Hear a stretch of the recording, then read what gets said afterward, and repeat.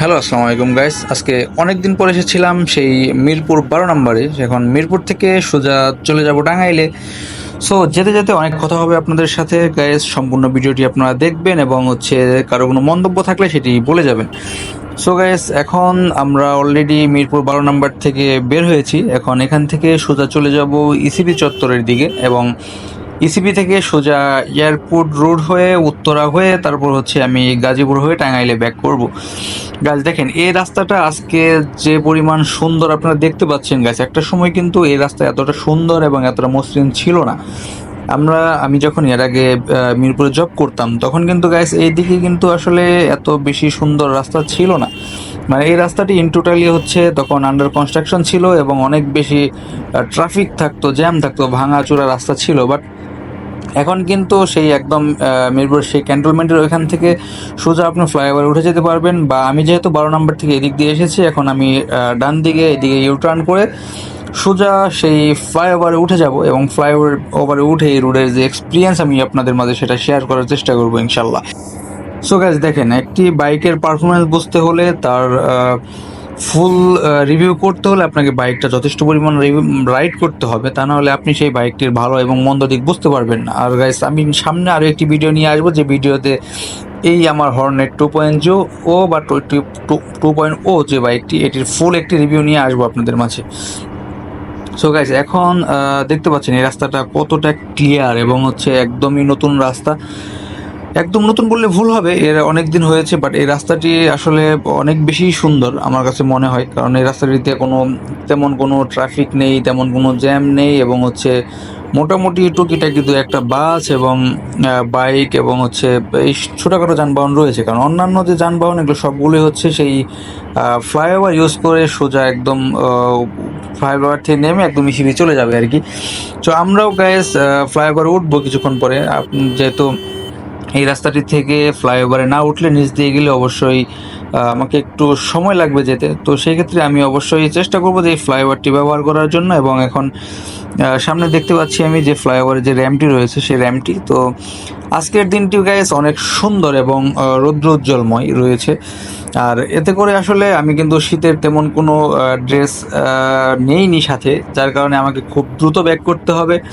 এবং যেহেতু টাঙ্গাইল এখান থেকে মোটামুটি 100 কিলোমিটারের মতো, সো আমি চেষ্টা করব যে এখান থেকে দ্রুত ব্যাক করার জন্য। আমি চাইলে সেই বাসাবো দিয়ে বা বিরুলিয়া হয়ে ওই দিক দিয়ে বের হয়ে যেতে পারতাম, বাট এখন প্রবলেমটা আমাকে আবার যেতে হবে উত্তরাতে। এই জন্য এই দিক থেকে গিয়ে আমি সোজাসুজি আগে উত্তরা যাব এবং দেন উত্তরা থেকে কাজ শেষ করে আমি সোজাসুজি টাঙ্গাইল চলে যাব।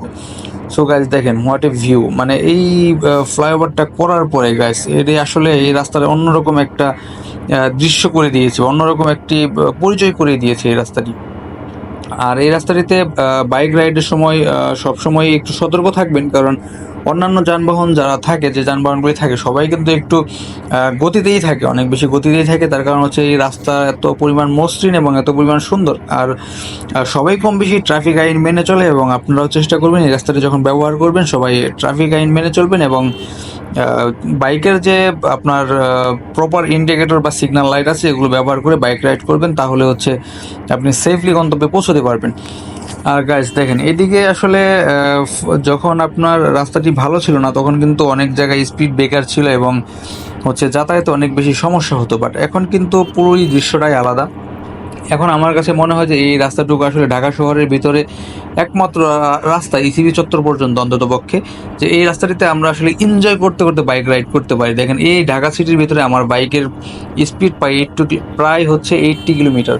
এখন 80 কিলোমিটার ক্রস করবো। তো আপনারা দেখতে পাচ্ছেন যে আসলে এই রাস্তাটা কতটা মসৃণ হলে এরকম। তারপরেও দেখেন, এই রাস্তাটিতে কিন্তু পথচারী পারাপার হচ্ছে। মানে এই বিষয়গুলো আসলে একটু ডেঞ্জারাস, কারণ এরকম গতিশীল রাস্তায় যদি পথচারী এভাবে পারাপার হয় সেই ক্ষেত্রে কিন্তু আসলে যদি কোনো দুর্ঘটনা ঘটে তাহলে কিন্তু গাইস এই দুর্ঘটনাটি অবশ্যই অনেক বড় ধরনের ক্ষয়ক্ষতির করবে। সো এখন আমরা আসি ইসিবি চত্বরের কাছাকাছি এবং আপনারা দেখতে পাচ্ছেন যে এখানে একটি স্পিড ব্রেকার রয়েছে। স্পিড ব্রেকারটি পার হয়ে গেলেই আমার খুব অল্প সময়ের ভিতরে আমি চলে যাব সেই ইসিবি চত্বর, এবং সেই ইসিবি চত্বর থেকে সোজা হচ্ছে এয়ারপোর্টের যে ফ্লাইওভার রয়েছে সেই ফ্লাইওভারটিতে উঠে, মানে মাটিকাটা চেকপোস্টের আগে যে ফ্লাইওভারটি, সেই ফ্লাইওভারটিতে উঠে আমি সরাসরি এয়ারপোর্টের সামনে নেমে এবং উত্তরাতে যাব। সো এই যে রাস্তার ম্যাপটি, এইটি আসলে অনেক সুন্দর করেছে, আগের থেকে অনেক বেশি বেটার আমার কাছে মনে হয়। কারণ যেহেতু তেমন কোনো যেমন দেখেন এই বাইকে আসলে তিনজন রয়েছে একদমই আসলে আনসেফ অবস্থাতে, একদম হেলমেট ইউজ করেনি। মানে পালসার বাইক আসলে গাইস একটা সময় ছিল যে পালসার বাইক আসলে অন্যরকম একটা ভালো লাগার বিষয় ছিল, বাট এখন পালসার বাইক সেই 4B-র মতোই ব্যবহার শুরু করেছে।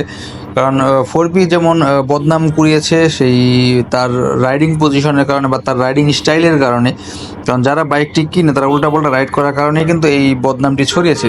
আর সেই দিক থেকে হচ্ছে কিছু কিছু জায়গায় এখনও রয়েছে পালসার ইউজাররা ঠিক এরকম ব্যবহারটি করে।